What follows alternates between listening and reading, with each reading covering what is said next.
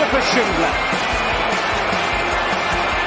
has a chance to write his name in Huddersfield Town legend. And he takes that chance!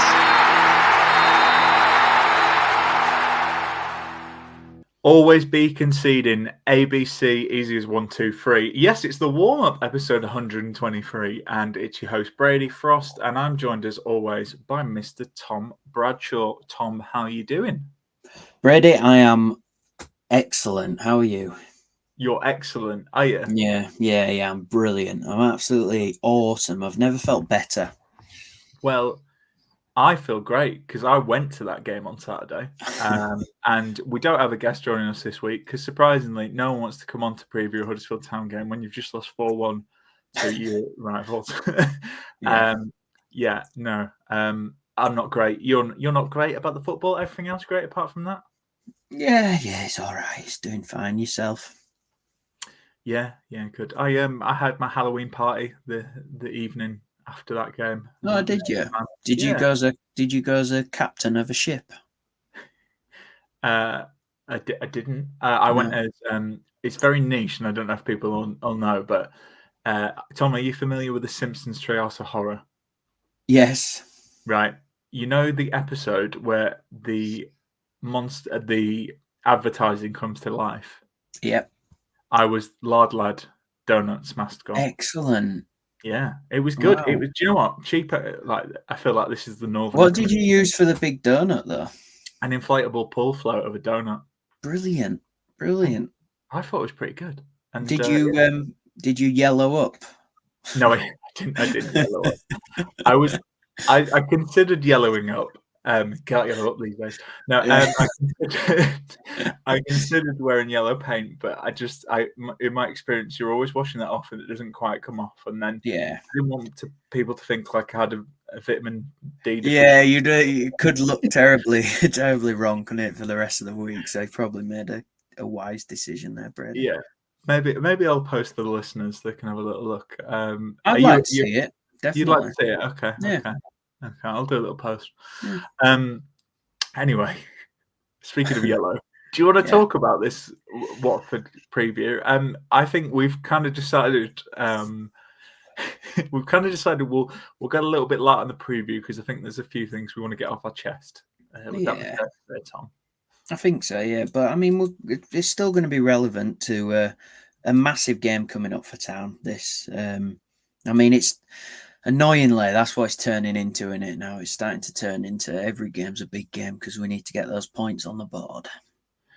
Indeed, we do. So I'll read my spiel. Let's get into this Watford stuff and then let's touch on that heavier stuff. So the Hornets hope to put a sting in the Terriers' tail as they travel to the John Smith Stadium this Saturday. They'll turn up to HT1 with a mixed record, having won just twice in their last 6 matches. They were both 1-0 victories against Sheffield Wednesday and Swansea, respectively. However, last time out, they drew 2-2 against Millwall. I suppose, Tom, it's lucky that on the previous show we don't really have to get into the bones of the previous games for Town. But is this maybe a bit more of a favourable fixture? Oh, Brady, there's so many scenarios though, isn't there? I mean, it probably is, but when you look at how Town's squad lining up for this game it's going to be a very difficult one again, I think. We are at home, aren't we? They've conceded a few. I mean, they have kept a few clean sheets, Watford, to be fair to them. That's one thing you kind of give them, but it's been very hit and miss, hasn't it, for Ishmael there. So I think you've got to be looking at it thinking you're at home. It's a team not in the best of form. Let's get 3 points, really, I think, Brady. But given what we've got to play with, it's going to be pretty difficult. I think, well, I know we'll talk about match predictions for this one, but I think given that we've conceded 9 goals in the last 3 matches, I would actually probably take a 0-0. Just something to show. But yeah, it's not good. I mean, you talked about squad depth there, Tom. Do you want to get into this now, or do you want to? Because I know you're raring to go. But we could have a quick chat about it, couldn't we? I guess because obviously after Saturday, Hogg picked up whatever number of yellows it is to force a ban, so he's not available, so he won't be facing his former club, will he? And then you've got to look at who else is injured at the moment. I mean, Josh Ruffles did turn up on Saturday. I saw photographic evidence of him at Ellen Road, but he wasn't in the squad, was he? I don't think. So you might be thinking he might be back in contention. Then it's just getting into that midfield where we're really struggling. I mean, Turton's still out, but it's just really lacking in the middle. So Hogg won't be available. We're not sure about Rudoni yet. I mean, it didn't sound like it was as bad as we heard rumours, but it'd be very. I mean, it seems very rare that a footballer is only out for a game. Do you know what I mean, Brady? It feels like if someone picks something up, it's 2 or 3 weeks these days. Then Kasumu long term. Wiles apparently playing with a bit of a knock, so do you know what I mean? Is he going to be in contention? We'll obviously find out at the presser in a couple of days. It's normally Thursday, isn't it? Pat Jones out injured, and then that's there's some big names in that midfield that are out injured, and then Danny Ward still out injured. Hopefully, though, sounding like he is at least getting closer to a return. And then I don't know if you saw, Brady, there was it was Tom Lee's 600th career appearance. Unfortunately, a 4-1 loss away at Ellen Road for him.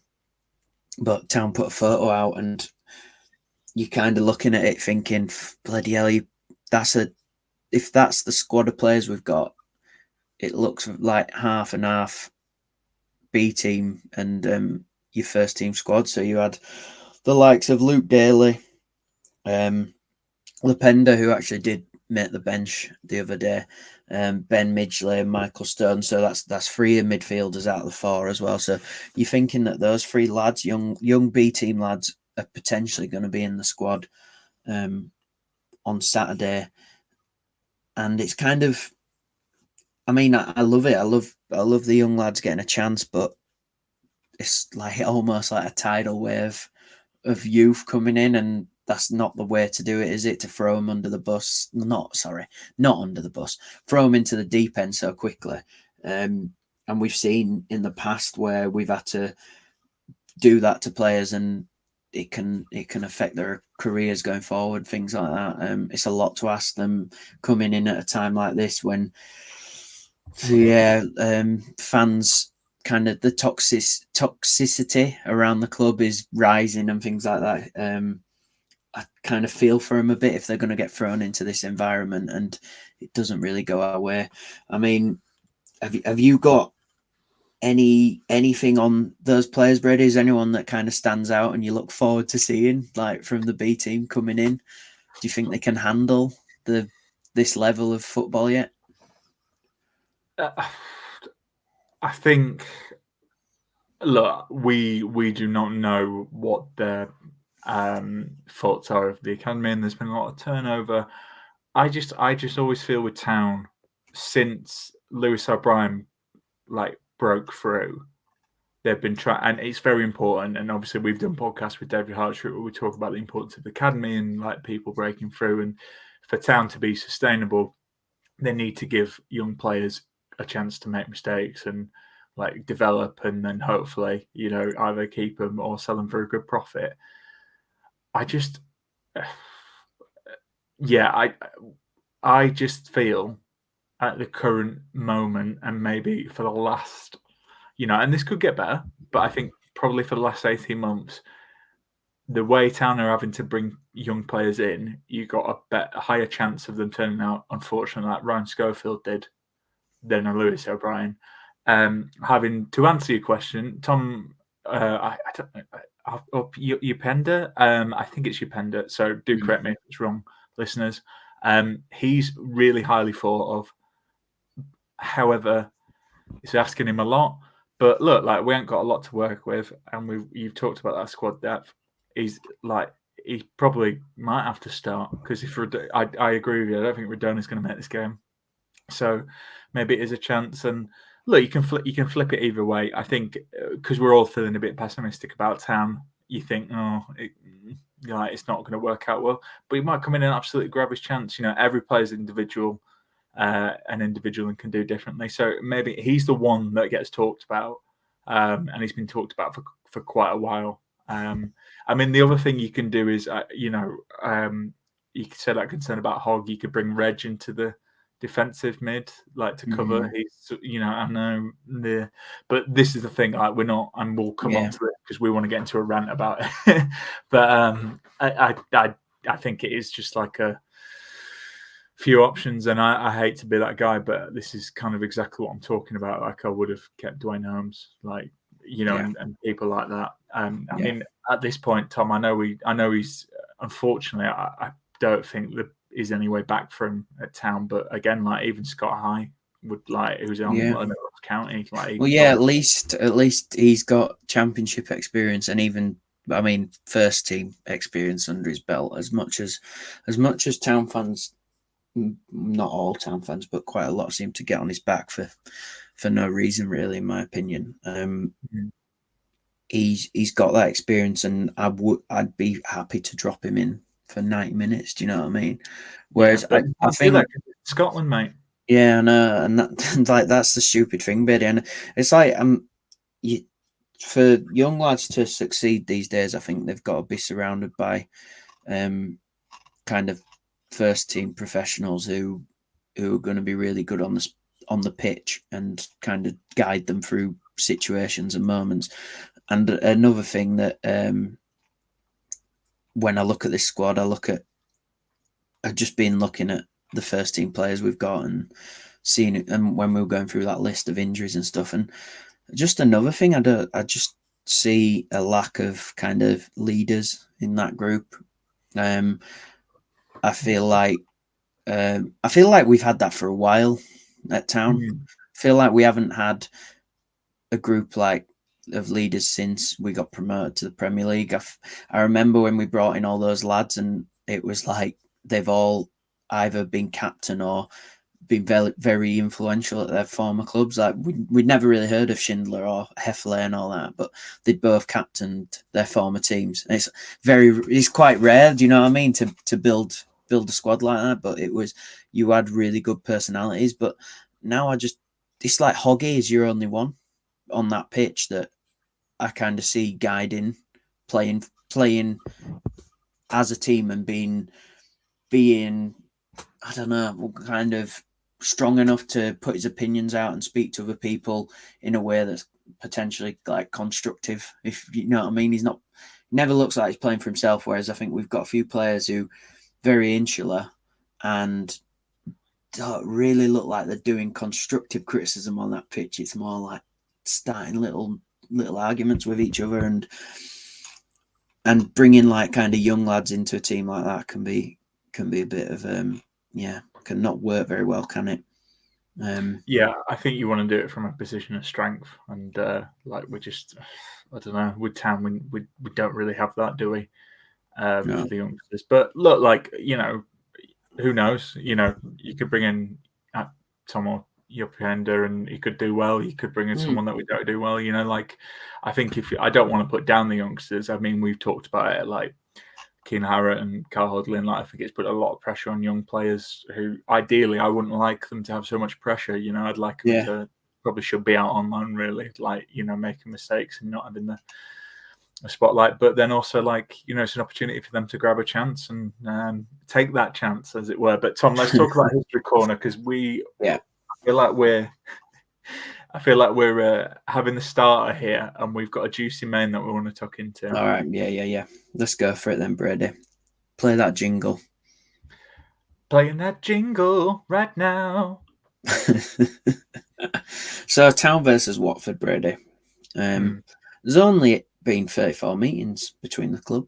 Town winning 16 of those, drawing 5 and losing 13. So we're out on top at the moment. And by the end of this year, unless we get them in the cup, we still will be pipping them to being the better of the two over over history. People want it positive. There you go. Exactly. The first meeting came as recent as 1969 and was a 1-1 draw in front of 17,000 at Vicarage Road.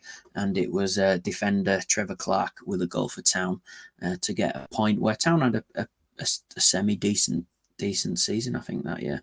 Then the last game, obviously, was a massive 3-2 win away. Goals from our favourite Mr. Jack Rudoni, Pearson and Harrott. And that was one of Neil Warnock, remember him, big wins that saw us stay up in what an amazing end to the season that turned out to be. The most goals in this fixture, Brady, was a 4-2 away defeat in 2014. Can you potentially guess who scored that day, do you think? 2014 we're talking here. No, I I'm not. think it's Mark Robbins' season. I'm really bad at stuff like this. This is why we have a guest so I can palm it off to someone. I've got like real recency, like I know the lads. Sorry, I'm still in it. I don't know. Should we for the listeners? Shall I just say I don't know? You don't know. It's I think you'd have done well to get it because one's a defender, a Scottish defender, and one was probably actually one of my favourite players at Town. Just proper workhorse. It was Murray Wallace and Harry Bunn scored the consolations that day. That's two mentions Harry Bunn's had in 2 weeks. Yeah, it is. That's exactly what I thought, Brady. And when you think about Harry Bunn, he was always a good little reliable player, wasn't he? He popped up with odd goals. I just thought it was a bit like Joe Lolly, to be fair. Yeah. Yeah. He's playing at Hyde United these days. Yeah. 30 years old. And then, so that's the most goals we've seen in this fixture, but most memorable, Brady. I mean, it's probably only one from a Town perspective, isn't there? Well, there's two. I suppose you already touched on the season. I guess. But I mean, the big one that really saw us look like we were going to stay up the season we achieved the impossible. The 2-0 one at home where Ben Foster had an absolute disaster. I'm just kidding. I know which one you're talking about. Great. Yeah. 4-1, right? No, I'm talking about the home game, Brady. The home game? The Tom Ince. Oh, no. Yeah, I think we the 1-0. Yeah, that was We good. have, but I mean, from like, that was I have never heard the stadium be that loud before when that ball went in. I was at that game and it was really good. Zanka with the back heel for Tom Ince. Yeah. I loved Tom Ince, who actually could be playing against us on Saturday. We listeners are bored to death about how I feel about Tom Ince, but he's someone I really liked at Town and a very what if player for me. But no, the 4-1, I feel like that's maybe not as important. The 4-1 away, was 4-1 away was awesome. Great. Well, in the scheme of things, it helped us stay up, didn't it? It did help us stay up. Exactly. I think good. Again, you're the stat man, but I feel like we've had a few good victories against Watford. We have. To be fair, we have. But I was touched on that one as my favourite memory. But you're right. The away day was very good as well, wasn't it? Was it Quana turned into like prime Ronaldinho, I think, didn't he? Yeah, he had that in him, though, didn't he? Yeah, he did. Yeah. Let's see. We're already happy at talking about nice memories. So, also, Brady, fun fact here, and you already touched on it earlier, saying you'd want one in this, you'd take it already. There has never been a 0-0 result between Huddersfield Town and Watford, so maybe Saturday will be the first. I mean, I hope not, but also like I would. Given the two teams' defensive abilities in recent games, I'd probably say potentially not.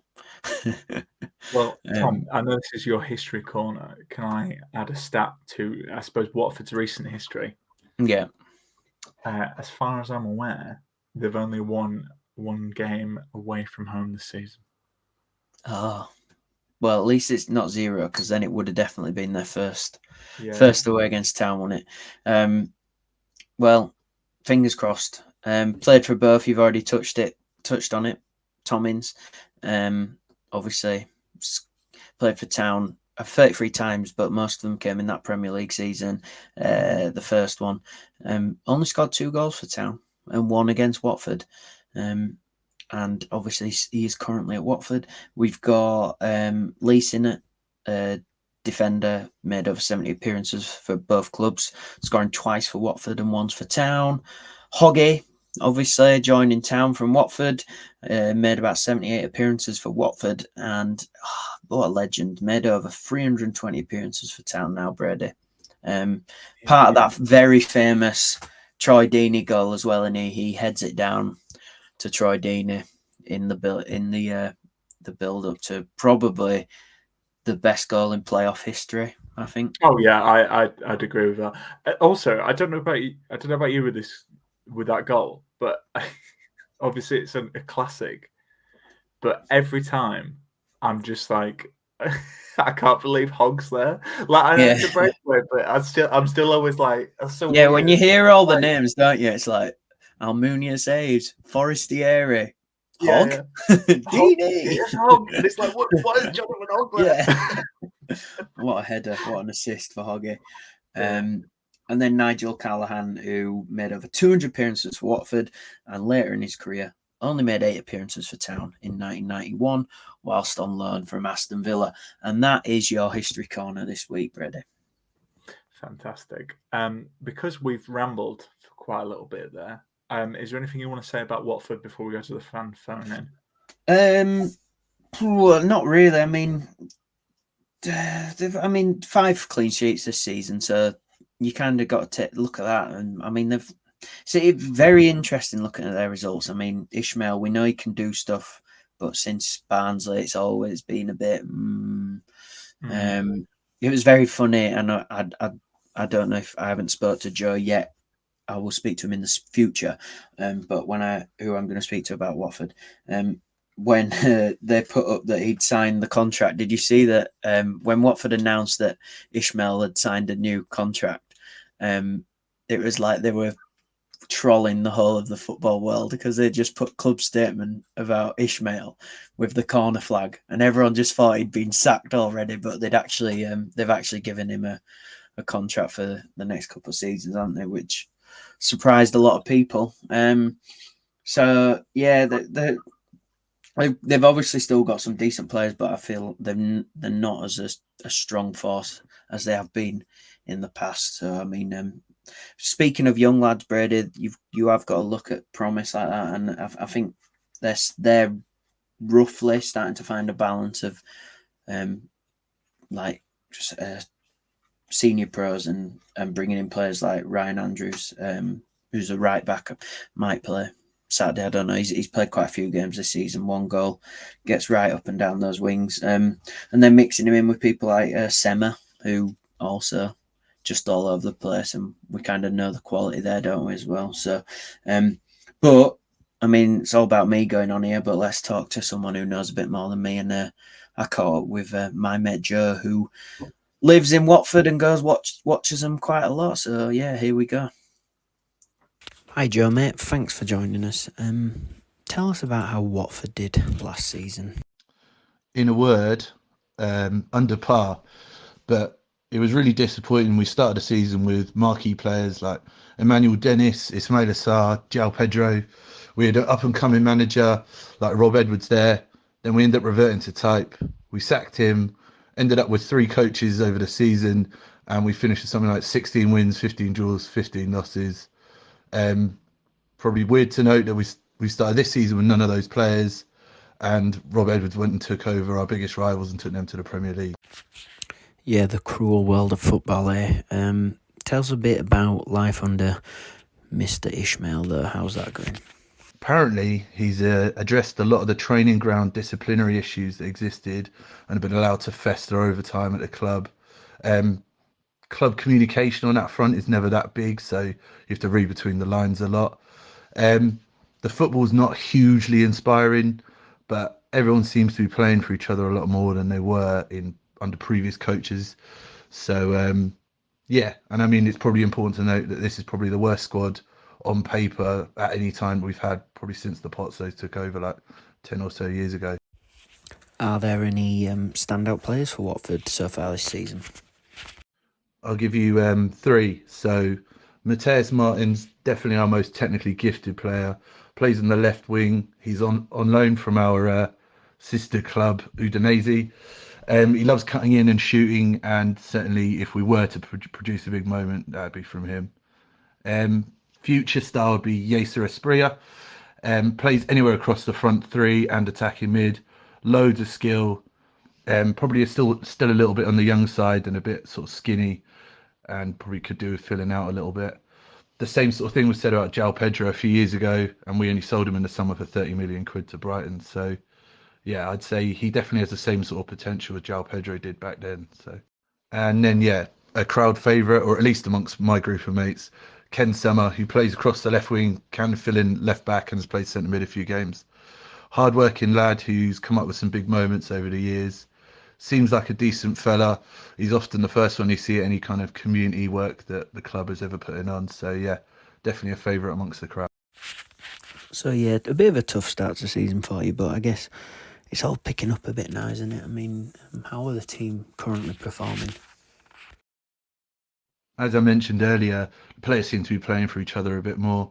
Someone we've not seen in a good few years at the club, probably since 2018 or 19 when Deeney was kind of ruling the roost. So yeah, I think a few of those good results have masked over that we've not really merited a lot of those wins, but those sort of things shake out over the whole season. So we performed better and lost a few at the start of the season. And then last week against Millwall, we probably did enough to win it, and ended up having to score quite late on to even nick a draw. So yeah. Right, touching on all that then, Joe, how do you think Watford will do up in Huddersfield on Saturday? I would take a draw from this, to be honest with you. However, I just looked up what you guys are doing in the form table, and it's not massively promising. No offence. To be honest, though, over the last few seasons, it's felt like we've been the perfect side for any out-of-form team to come and face. So, yeah, if there was ever a club to have to play after conceding 82 games, it'd be us. I'd say we're not really looking capable of scoring many, especially in the away games that I've seen. So, yeah. And hopefully Jonathan Hogg gets a decent reception from the away fans that do make the trip. Cheers, Joe, for that. B-Dog, what are we on the agenda next? What's on the agenda? Well, it's time for a question, specifically Kwana's question. Okay, so Kwana's question this week is, what positives can you share about Huddersfield Town? Guess what? Guess what the answers are going to be, Tom? Not positive, but I'm going to dig deep. I'm going to read them out, and then we're going to think of positives to ask each other. Okay, here's sums up the fan mood. Cameron Steele, nothing. Nope. Matthew says, note. Matthew says, Leeds didn't fancy breaking a record against us. Chris says, the club exists. Tom, have I got any better responses than that? Some I can't read out. But what would you say is a positive about Town? Because I feel like we need to cheer people up a bit, you know? A positive about Town, Brady. The third kit is very nice this season, I think.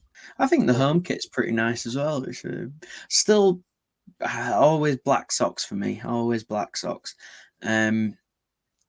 I think but joking aside, I do think you have got to kind of give credit to the club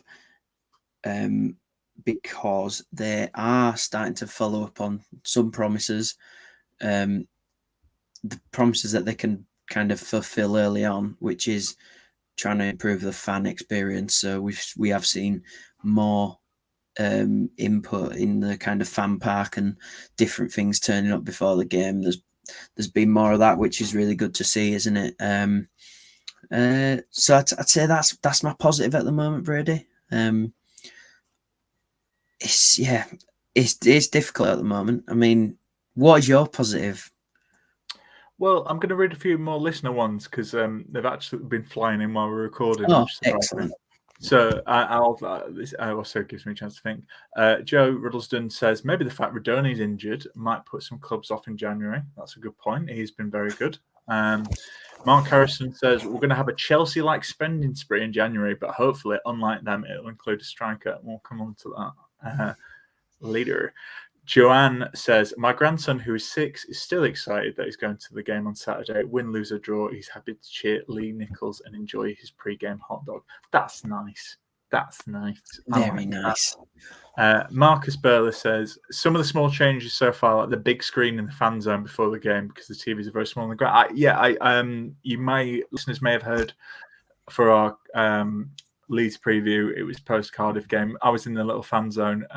It was good. I mean, it's as good as things in a car park can be. But I like the food. The food was really good. I had a pulled pork burger, had some beers, and if you had a few too many drinks, you could have bought a Tog 24 fleece for about 50 quid. So I think that's nice. I do appreciate what they're doing outside the ground. All joking aside. Terrier Dave says we aren't bottom 3. The shirts this year are quite nice. You talked about the shirts. The number 9 shirt is still free to be filled too. Yes. So okay, my one. Yeah, probably the fan zone stuff. I think. We'll come on to it. I know. Yeah. But I think the stuff they are doing around the ground, they're really trying to make an effort. And I think we've heard about improving the match day experience under previous ownerships. And although I hear the cries of, oh, what about stuff on the pitch? It's good to see someone like them actually following through with that. So I think that is positive. So I'm going to go with that. The stuff not on the pitch is positive. Yeah.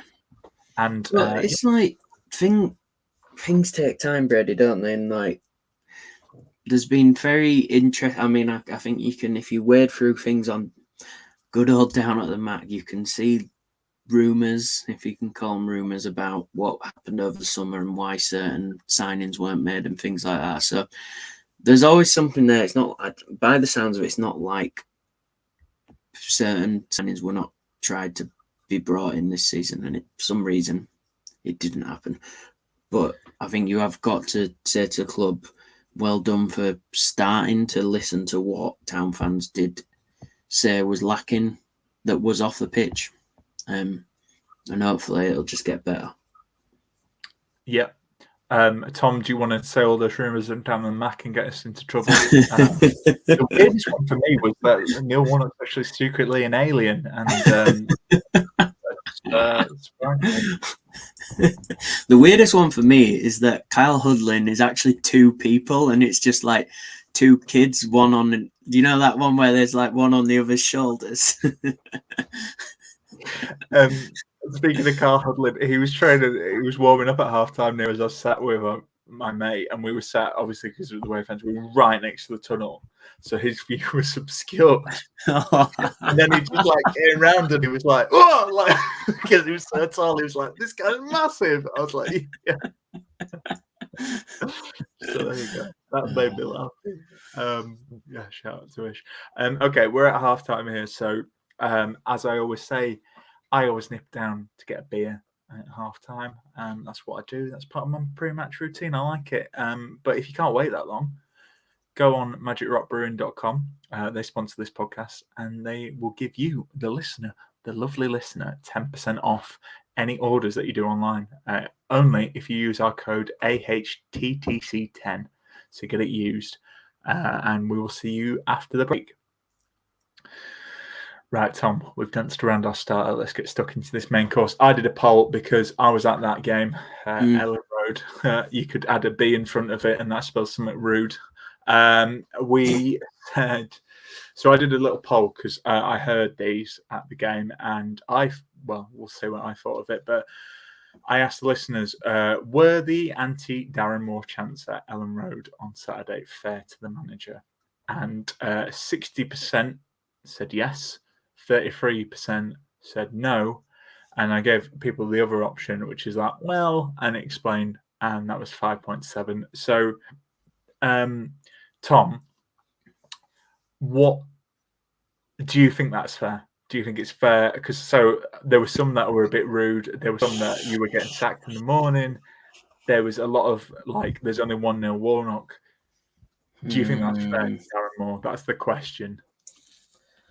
So I was not there, and I was watching it on TV. I can't believe I watched the whole game, to be honest, Brady. I turned it off when the third went in. I turned it off for 5 minutes and thought, right, I'm going down. I can't do this. I'm gonna go in the garden or something, just stare at a wall. But then I went back and then turned it on. The ball was already in the net just before halftime. And you still watched it till the end? And then I watched the second half. Right. But I don't know why I just ended up freezing. I just ended up sitting there. But that when I heard the Town fans singing that, I mean, I laughed a bit because I just thought that's ridiculous. I thought it was the Leeds fans to start with, because I've just thought maybe for some reason Leeds fans didn't like Darren Moore, or there was some history there. And then to find out that it was the Town fans it's not really on. It's very, very early days. It's very harsh, I think that.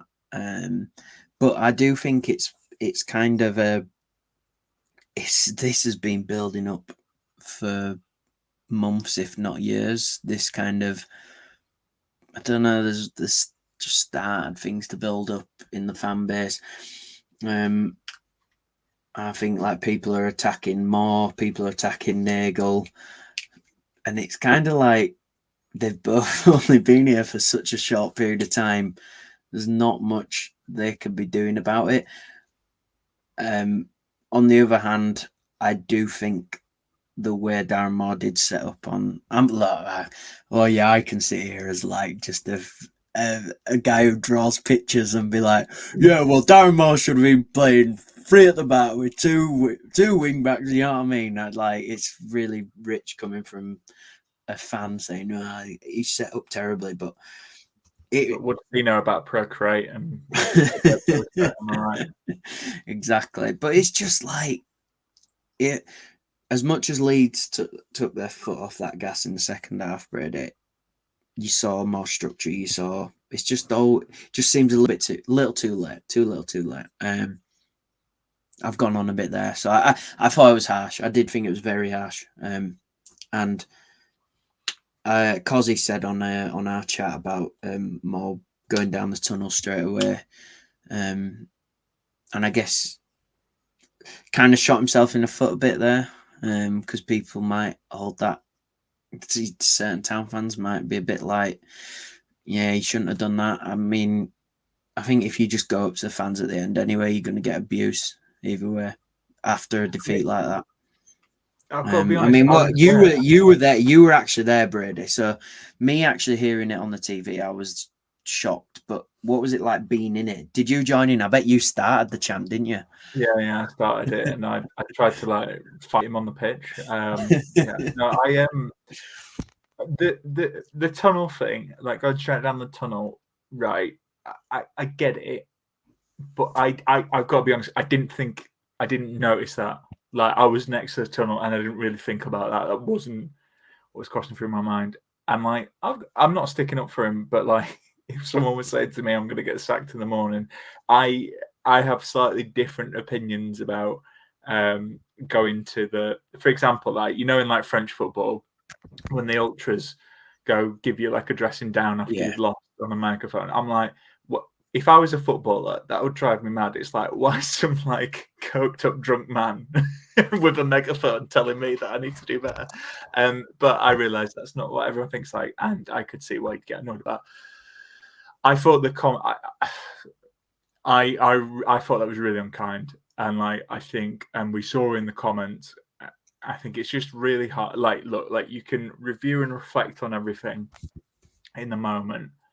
Like after it's all happened, but I think in the heat of the moment, you will say stuff. And I mean, some of the chanting in general, back and forth between the Leeds fans, wasn't great. I didn't particularly enjoy it. I didn't enjoy look like you do what you want with the football, but you know, it makes people feel uncomfortable. It made me feel a bit uncomfortable, some of the stuff.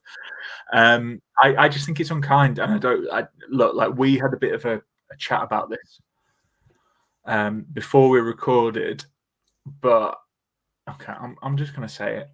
Mm. Darren Moore made mistakes on Saturday. He's made mistakes that I think you can rightly get annoyed with. However, I don't think this is a good environment for anyone to come in. And the reason people are chanting for Neil Warnock is because Neil Warnock was doing an okay job. And I've said this on the podcast, cards on the table. I didn't want Neil Warnock to be here for the rest of the season. And as Cosy said, it's a brave move to bring him in at the time. And I think the problem is, I don't know if Moore's a good manager or the right manager for Huddersfield Town. I don't think, if I'm being honest, I don't think anyone really does. He's made mistakes, absolutely. Would Neil Warnock make the mistakes that he made on Saturday? No. But I don't think we'd win that game. I don't think anyone can sit here, and it's pure hypothetical. I don't think anyone can say we'd win that game if Neil Warnock was in charge on Saturday. Would we have done it differently? Yeah, of course we would. No, I don't think anyone can say whether Darren Moore is a good manager or not, because he had 7 games. He had 4 of them in the first 2 weeks, and he's not had a transfer window to bring in his own thing. I think the wider point, and the point that is annoying me, and I think most people will agree with me on this, is it's just a silly. It's a silly decision to bring him, to say you're going to stick with Neil Warnock for a year and say you're going to do it from a position of strength. But if you appoint Neil Warnock in like end of June and you get rid of him in September, you created a really difficult situation.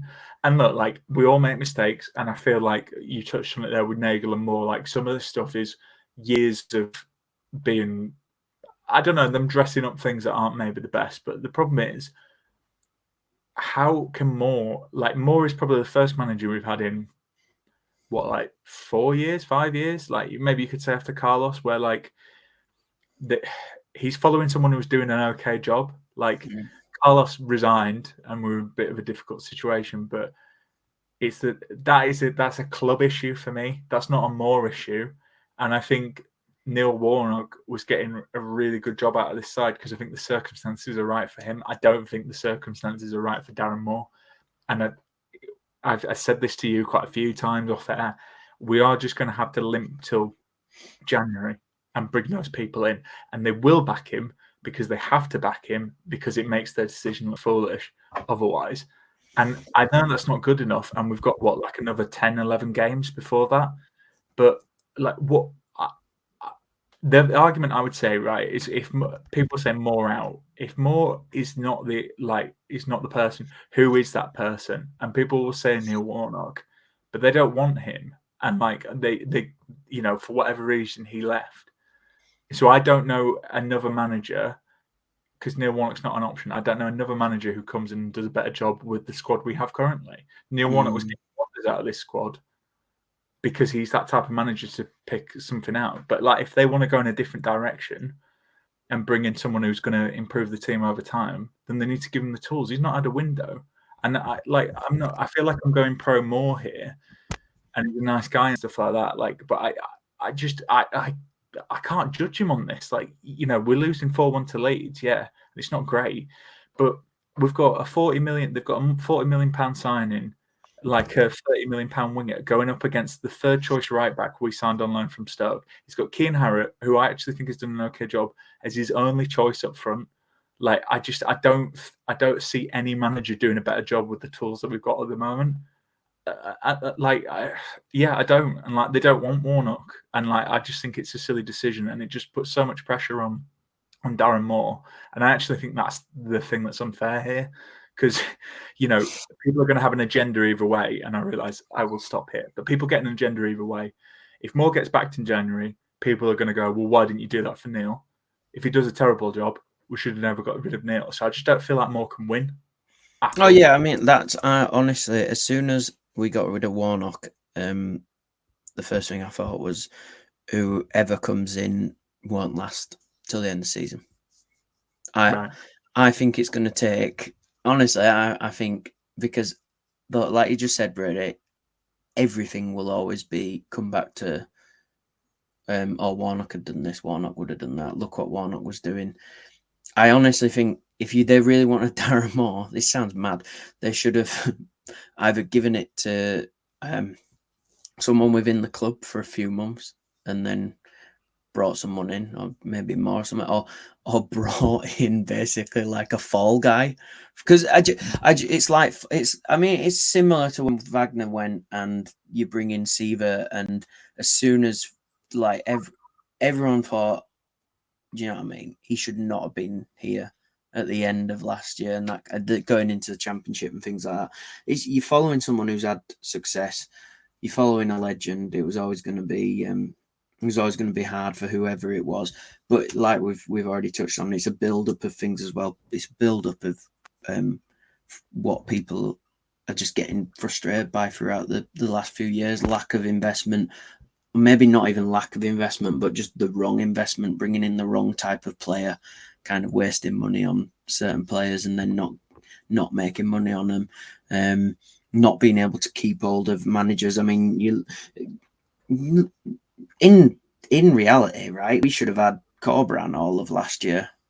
We should still have had Carlos Corberan, but who knows exactly why he left. But I'm pretty sure it's probably potentially down to lack of funding, lack of signings, losing your two best players at the end of that season, and then not replacing them. And we're still seeing that now. We're still seeing problems from that now. Should I read a couple of the explained belows, Brady, briefly? Yeah, if you want to, go for it. I mean, Jack says he thinks it's harsh.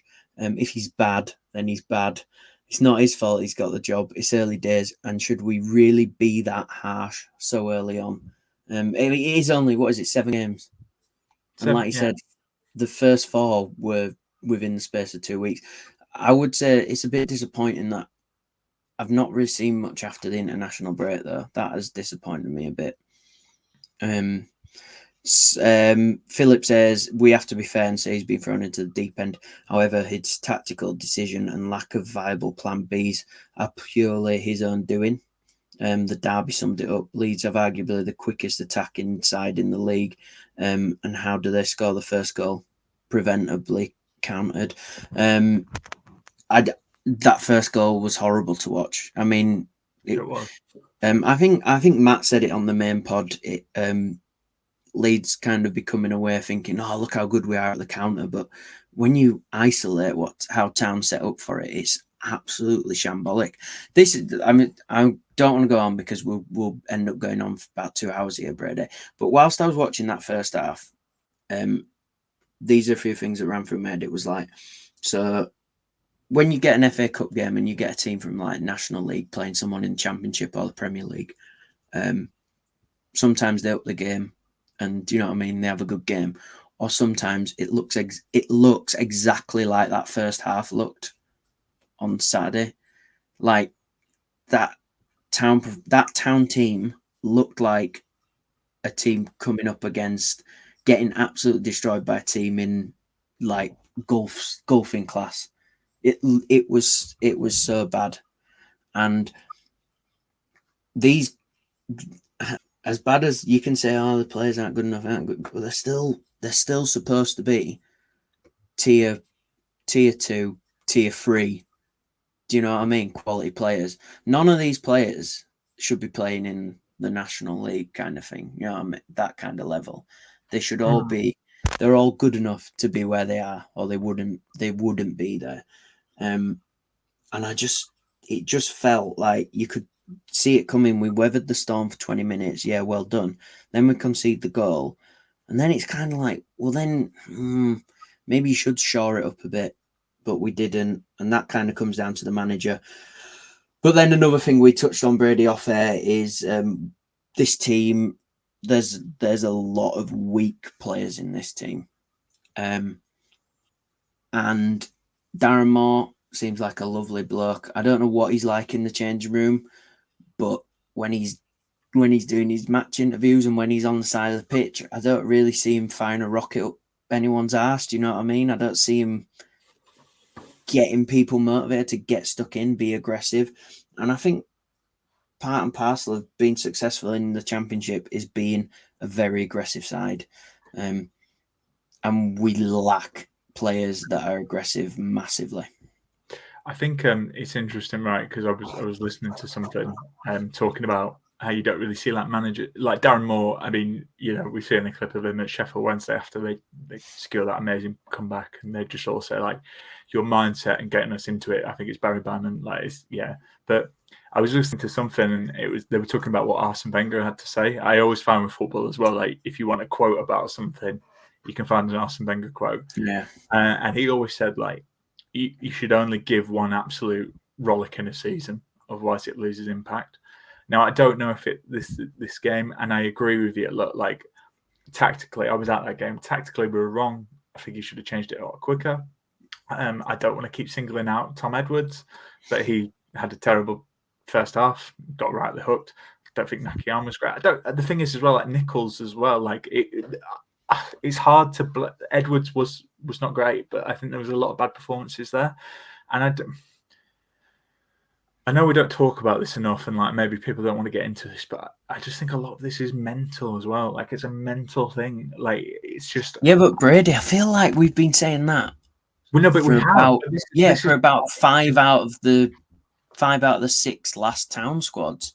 This is what I mean, though. I think it runs deeper in like how do you address that? Because I remember Phil Hodgkinson talking about this when he was owner. It was like, yeah, the players have been getting, not like a counsellor, but like I suppose like a coach, like a, kind of like the mindset coach. But I don't want to say the answer is just a better quality players, but I do think. Look, like maybe it's a completely different comparison, but you see Manchester United, right? Like, and you see all the stuff that's been going on wrong at that club for years, and it's just a bit of a toxic environment. And I think maybe that's what the club need to do here. And I think they are taking steps maybe off the pitch to address that. But I just think it's been such a negative environment for so long because we're a team that's underinvested. And we're a team that's been in relegation battles for seasons and seasons. And even if you're like, I don't know, Ben Wiles who comes in and like you're a new player, I think if there's a general bad vibe, like you kind of get sucked into it. We've all, like I know football's completely different, but we've all been at a workplace where you come into someone and it's a bad vibe and you get sucked in. Yeah. And like I just think can change. It can.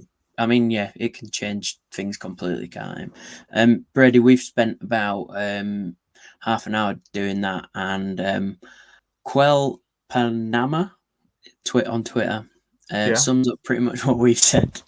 All right, read it out.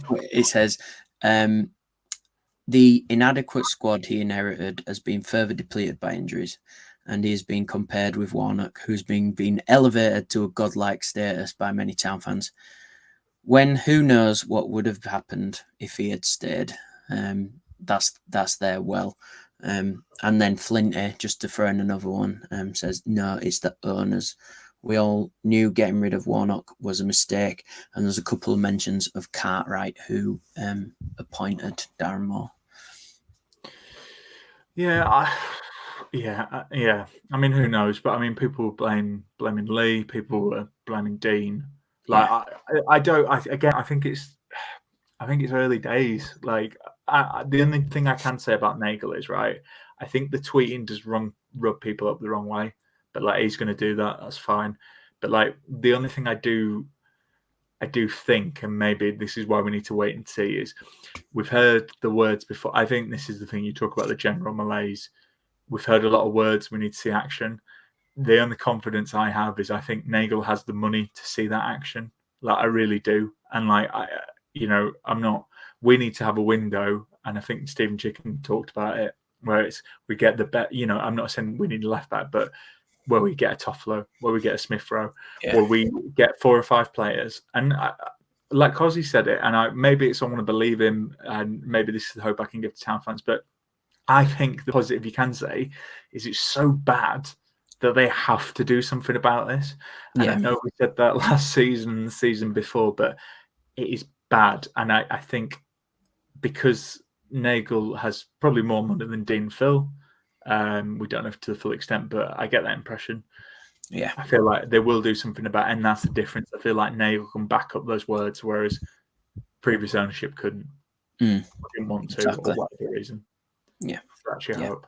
But that doesn't mean we're going to get Kylian Mbappe, but we might actually spend some money on players, and we might get some good loan signings in. And I do think we'll have to wait and see. And this is going to be really tough. There's no talking about it. And as us two who have to do podcast week in, week out, previewing the games, it's not going to be easy.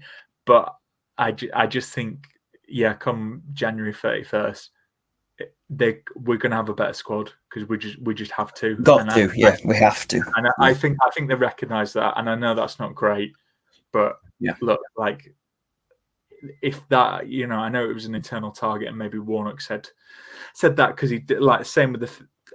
That's a point I want to touch on as well. Like, as Warnock's going, he said this is a playoff team. He did exactly the same at Middlesbrough when he was leaving. And I love Neil Warnock, but Neil Warnock kind of cares about himself, and he's doing that. So in TalkSport, when we do rubbish, he can go on there and say, "Well, we were a playoff team when I was there." As much as I love Neil, so I do think like that's what we've got to hope for. We've got to hope for. This is so bad, it can only get better. And come January 31st, I think even if it's I know people say, but do you want to come to a team that's like the second from bottom? Money talks. Yeah, the money's right. Money talks. The money's right. You're gonna come at you exactly. Yeah. Tom, anything you want to add? I feel like we've rambled quite a bit. No. I think that's a good venting therapy session for me, mate. What a Watford preview this is. Let's talk about match predictions then. Tom, you talked about that squad. Anyone you're bringing in? Any changes you're making, or do you just want to do score predictions? I mean, with how depleted it is, it's the middle, isn't it? If Ruffles is fit, but then Nakayama's been very disappointing these last couple of games. But I'm trying to think of someone. I mean, you've mentioned Reg. Nakayama's quite a good ball player, so I feel like you could always slot him in the middle and he'd do a job. Might not be able to win the ball as much, but I feel like he can pass a ball. He can take on a player if he wants to. Do you know what I mean? He's got a decent free kick on him. Yeah, it's like it's worrying what that middle's going to be looking like. To be honest, Brady. So yeah, I think you've just got to. I'd like more because he played 4 at the back, didn't he, on Saturday? And it's stick to what you're supposed to. There's 3 at the back or 5 at the back. Like, go back to that, trust it, because apparently that's the kind of football you play, and that's what you were brought in to play, wasn't it? This attacking football. But he did, from what the deep dive we did, he does switch stuff up a lot. So I don't think he is necessarily set on a formation. And for me, I'm just looking at that team. I just I'd have Matty Pearson starting. Yeah, Pearson starts, obviously. I'd He's not good going forward. He's not the best defensively, but I just think, I'd probably start Hadley. I wouldn't be starting Diarra. You wouldn't be? I thought he had a bad game on Saturday. It's decision making. There's points in that first half where we actually got up the field all right, and Diarra finds himself on the edge of the box, and Bergzog's made a. Do you know what? That Bergzog, good. I like him, but Bergzog's making he's making a run across the back of the defenders, and all Diarra's got to do is slot it round the corner, and he just holds on to it too long. But it's not even like Bergzog isn't pointing where it's going. I just remember watching that and thinking, "Come on, lad." Like we've seen glimpses of him being confident, and I don't know if it's a confidence thing that's gone with him, but yeah, for me, I'd probably be dropping Diarra. I'd be playing a very similar team to what we had in the second half. To be honest, Brady. Obviously, I thought Jackson did okay as well. I know you can tell like the game's done, but like I think he did all right. I don't remember him getting beaten that much. No, but I always think he's quite a sensible player.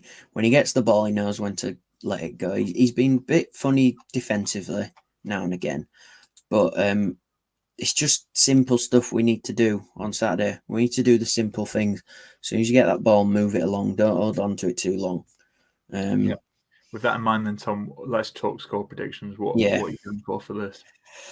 Oh, Brady. I think we'll lose the game 2-1 just simply because we don't have. It's going to be a B team. It's half a B team squad is going to be in there, and I just don't think there's going to be that enough experience. Even if we went 1-0 up, I just don't think there'd be that experience to hold on, kind of thing. I just think 2-1 Watford for me, Brady. Okay, well, out of the last 7 games that Town have played, both teams have scored 5 of the last 7. So I'm going to go for 1-1. I don't know. I think a point, it's not ideal, but I think a point. Yeah. And I'm going to go. I'm going to go for our top scorer, Mikel Hellick. He's the only one that looks like scoring, to be honest. So. Yeah, that's mad. I'll go with Hudlin to come on and get his first goal for Town. Yeah. Okay.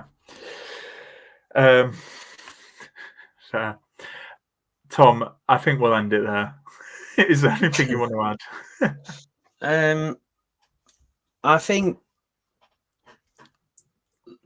take a step back. I think a lot of it was in the heat of the moment on Saturday because obviously it is a derby. It all came in 45 minutes, which is terrible. I think that didn't help how quickly the shitness happened. Sorry to swear. So take a step back. Actually, have a look at the squad. Have a look at the injuries because it's not just Darren Moore's problem here. He's actually got a very difficult job on. Very difficult job. Seems to have got so much more worse than what Warnock had against Stoke. Seems to have just people dropping like flies, which is worrying. So have a step back and it's going to be young lads. It's going to be the youngsters. There's going to be some of them coming on. They might even be starting. So get behind them on Saturday. Yeah, I agree. I'll be obviously home game. I'll be there, and I think let's just look. I know it's hard to support a team when things aren't going well, but if Tom says, it's basically going to be half a B team. So let's get behind them because there's nothing worse than getting on the back of some young lads. So let's just try and do it. And look, I think both things can be true. Moore's not done the best tactically, but also he's not got a lot to work with. So I think let's just try and get through this, and we'll be here to hopefully this made you feel a little bit better. Maybe we got some frustrations out. And I tell you what would make us feel better. We don't normally ask for this, but why don't you give us a review, 5 stars? Please give us a review. Make sure you give us 5 stars and a thumbs up.